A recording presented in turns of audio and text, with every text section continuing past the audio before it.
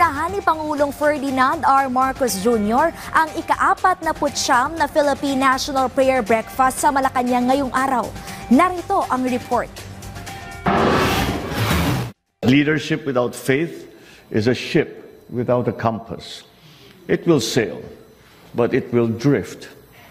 True leadership, the kind that transforms people's lives for the better, is guided by wisdom and is rooted in faith and in God.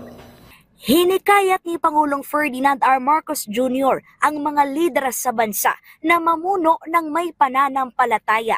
Yan ang naging panawagan ng punong ehekutibo sa ika-49 na Philippine National Prayer Breakfast.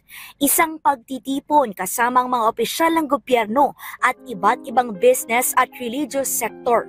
Layo nitong hilingin ang gabay ng Diyos para tulungan ang mga lider sa bansa na mamuno ng may lakas, integridad at pagmamahal sa bayan. Sabi ni Pangulong Marcos, napapanahon ito sa harap ng mga hamong pinagdaraanan ng bansa matapos manalasa ang 6 na magkakasunod na bagyo.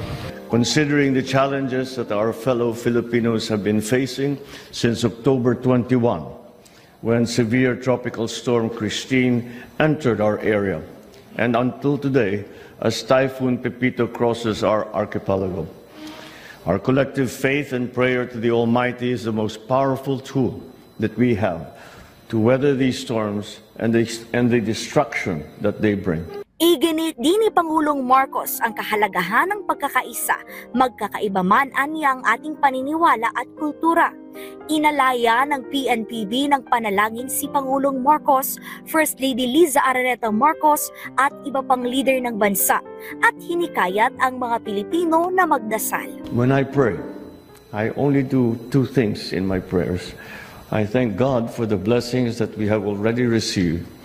And I pray that He continues to bless me with wisdom, with compassion, and with the love of our country that will be forever undying.